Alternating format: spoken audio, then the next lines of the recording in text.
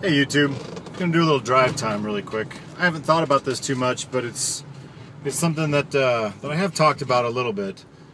That's community. You see a lot of the prepper YouTube videos, and some of them talk about community and whatnot, and that's very important. But what's your definition of community? How do you go about establishing that?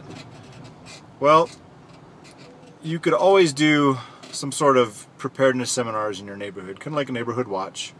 You know, get some neighbors together, do some barbecuing, have some food, just chill out, get to know them a little bit better, and then just kind of ease your way into the conversation about, you know, this is we're our own little community here, and you know, if something happens, you know, I'm not a doomsday guy, but if something does happen, you know, we want everybody to be prepared, and this is some ideas of things to do and whatnot. And that's a good way to kind of start your own little local neighborhood community. And one of the other things that I've kind of found a lot of lately are Facebook pages. In Colorado here, there's quite a few Facebook pages of, you know, Colorado gun owners or Colorado guns for sale or stuff like that. There's I know there's in Kentucky there's some, in Kansas there's some. I've actually liked some of those pages just to kind of keep tabs on what people are trying to sell. You know, doing private transfers and whatnot, which might become illegal here soon, in Colorado. So, you know, so if you have a Facebook account, you can go onto Facebook and just type in your state name or your city name, like Colorado guns, and see what comes up in the search, and take a look at those pages and like the ones that you're interested in and whatnot. And there's a website that has apps for Android and iPhone. It's called Meet Me or Meetup, I think, and you can look on there, and there are communities on there as well. Like in Denver, I found the Denver Urban Survival Network and a Denver Preppers Network. And so those are just a couple different ways that you can find people in your area. You know, I highly encourage you to do some sort of community thing with people in your community, neighborhood, right in your next door neighbors and whatnot. Gotta love my squeaky chair. So you got your neighborhood community, and then you've got your suburb community, or your city community, or your town community. And so those are just a couple ways. You know, meetup.com, or I think that's what it is. Just Google Meetup and you can find it.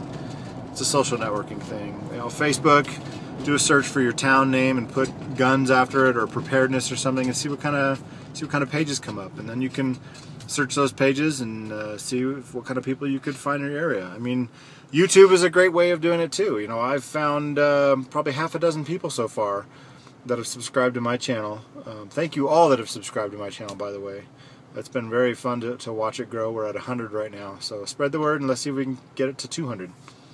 But I've met, or there's six or so guys on YouTube that have subscribed to my channel that have said they're in the Denver area, and one of them I've actually met up with, and I took him out to my shooting range, and we spent one morning shooting some nice firearms. So, you know, it's just one of those things. And he actually called me or texted me the other night saying, "Hey, Walmart's got ammo, you need to get down here right away." So I came down to Walmart and met up with him, and he'd already bought me 3 boxes, and I went in and bought 3 boxes, and so, you know, it's just that's a way of making community. You can't do this thing alone. You could, but you know, there's strength in numbers. If you're sheltering in place, or if you've got a location you're going to bug out to, how much better off would you be if you had a community of trusted people that you met up with, and you all provided security for your facility? You all brought food preparations. You all brought skills and knowledge and whatnot to your community. So I would highly recommend not to do it alone. You know, if something does happen and your neighbors haven't prepared, who are they going to come to?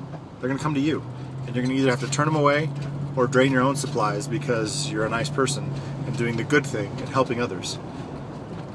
Personally, I actually have 2 different sets of preps. I have my food preps for my family, and then I've got extra stuff that I've set aside to give away if the occasion arises. Some backpacks with some emergency rations in it, a cheapo flashlight, some water purification tabs, something that will at least give them a few extra days of survival.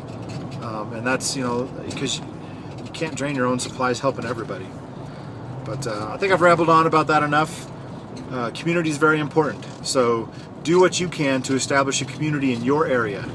Your neighbors, your town, your city, your suburb.